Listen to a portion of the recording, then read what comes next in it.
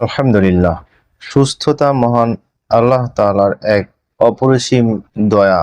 সুস্থতা মানুষ যখন হারিয়ে ফেলে, অসুস্থ হয়ে যায়, তখন সে বুঝতে পারে যে সুস্থতা কত বড় অমূল্য ধন।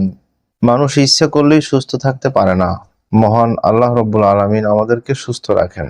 আমরা যে সুস্থ আছি, সবল আছি, আমি আমার কাজ করছি, ঘুরে বেড়াচ্ছি, বাজারে যাচ্ছি, কেনাবেচা করছি, কৃষি কাজ করছি, এই যে আমার পেশায় আমি কাজ করছি বা আমি আমার প্রয়োজনীয় কাজগুলো করছি, এই কাজগুলো কিন্তু অসুস্থ থাকলে করতে পারতাম না। তো আমি কি আমার ইচ্ছায় সুস্থ আছি বা আমার ইচ্ছায় আমি সুস্থ থাকতে পারি? পারি না। তাহলে যিনি আমাকে সুস্থ রাখেন বা রেখেছেন, তিনি কি আমার থেকে শুকরিয়া পান না? আমরা কি শুকরিয়া করি? আবার শুধু মুখের শুকরিয়া আদায় করলে কি শুকরিয়া আদায় হবে?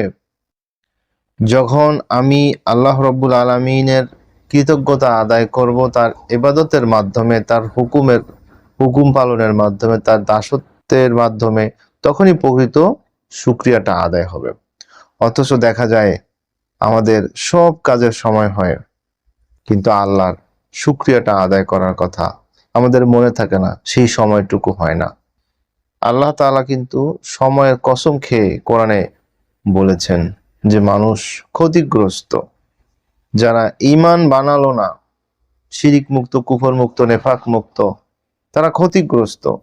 যারা আমলে সলেহাত করলো না, তারা ক্ষতিগ্রস্ত। এই ঈমান শুধরাতে হবে, আমল বানাতে হবে, শুকরিয়া জ্ঞাপন করতে হবে, নিজে আগের দিন বুঝতে হবে, তারপরে আবার এই দিনে হকের দাওয়াত এটাও মানুষকে দিতে হবে, তা না হলে সেও ক্ষতিগ্রস্ত। এবং যখনই আপনি দিনের উপরে অটল অবিচল থাকবেন, তখন আপনার উপরে বিপদ আপদ বালা মুসিবত আসতে শুরু করবে। তো সেই বিপদ আপদ বালা মুসিবতে আপনাকে ধৈর্য ধারণ করতে হবে। ওয়াতাওয়া সবিল হক, এই দিনের দাওয়াতের কাজ ছাড়া যাবে না। দিন নিজে আগে বুঝেন, দিন নিজে আগে বুঝতে হবে। ওয়াতাওয়া সবিস সবর, যখন আপনি দিনের দাওয়াত দিবেন, তখন আপনার উপরে আপতিত বিপদ আপদে বালা মুসিবতে আপনাকে ধৈর্য ধারণের এক উজ্জ্বল দৃষ্টান্ত স্থাপন করতে হবে। তাহলে তাহলে এর বিনিময়ে আপনি লাহুম জান্নাতুন তাজরি মিন তাহতিহাল আনহার, কম পক্ষে আপনি 10 দুনিয়ার সমান একটি জান্নাত লাভে পরকালে ধন্য হবেন। আমরা সকলেই যেন আমাদের জীবনের উদ্দেশ্য এবং আমাদের আসল গন্তব্য খুঁজে পেতে সমর্থ হই।